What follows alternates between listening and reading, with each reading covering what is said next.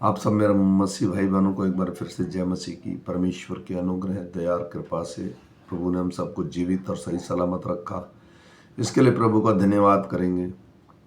और आज तारीख है 1/6/2025 और हम सुबह का वचन पढ़ेंगे। मेरे भाइयों, आज हम पढ़ेंगे यूहन्ना की पुस्तक में से उसका 12 अध्याय और उसका 26 से लेके 50 वचन तक।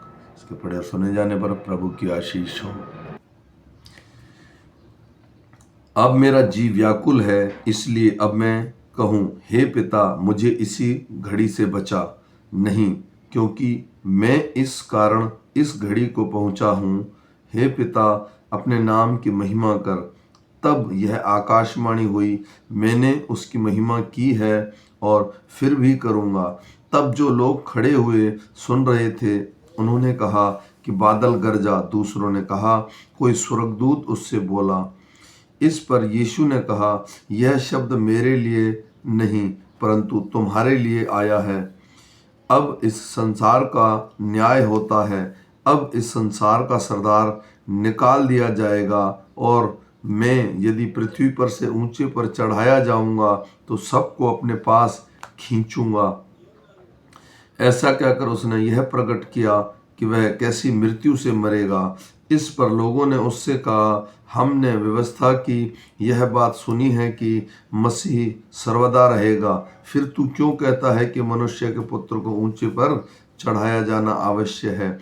यह मनुष्य का पुत्र कौन है? यीशु ने उनसे कहा, ज्योति अब थोड़ी देर तुम्हारे बीच में है। जब तक ज्योति तुम्हारे साथ है तब तक चले चलो, ऐसा ना हो कि अंधकार तुम्हें आ घेरे। जो अंधकार में चलता है वह नहीं जानता कि किधर जाता है। जब तक ज्योति तुम्हारे साथ है, ज्योति पर विश्वास करो, ताकि तुम जीवित की संतान बनो, ज्योति की संतान बनो। ये बातें कहकर यीशु चला गया और उनसे छिपा रहा। उनसे उनके सामने इतने चिन्ह दिखाए तो भी उन्होंने उस पर विश्वास न किया, ताकि यशायाह भविष्यवक्ता का वचन पूरा हो, जो उसने कहा, हे प्रभु, हमारे समाचार का किसने विश्वास किया, और प्रभु का भुजबल किस पर प्रकट हुआ। इस कारण वे विश्वास न कर सके, क्योंकि यशायाह ने यह भी कहा है, उसने उनकी आंखें अंधी और उनका मन कठोर कर दिया है, कहीं ऐसा ना हो कि वे आंखों से देखें और मन में समझें और फिरें, मैं उन्हें चंगा करूं। यशायाह ने ये बातें इसलिए कही कि उसने उसकी महिमा देखी और उसने उसके विषय में बातें की, तो भी अधिकारियों में से बातों ने उन पर विश्वास किया, परंतु फरीसियों के कारण प्रगट में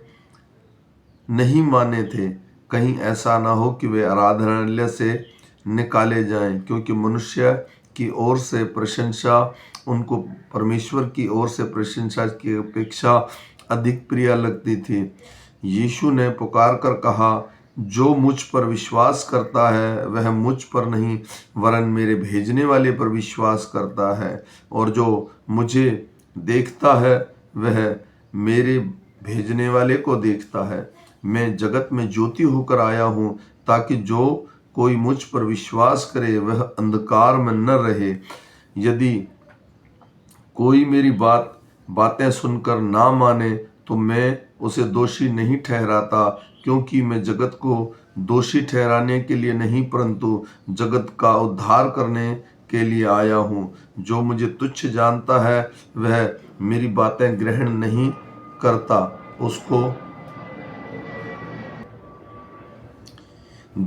दोषी ठहराने वाला तो एक है, अर्थात जो वचन मैंने कहा है वही पिछले दिनों में उसे दोषी ठहराएगा, क्योंकि मैंने अपनी ओर से बातें नहीं की, परंतु पिता जिसने मुझे भेजा है उसी ने जो मुझे जो आज्ञा दी है। मैं क्या क्या कहूँ और क्या क्या बोलूँ, और मैं जानता हूँ कि उसकी आज्ञा अनंत जीवन है। इसलिए मैं जो कुछ बोलता हूँ वह जैसे पिता मुझसे कहता है वैसे ही बोलता हूँ।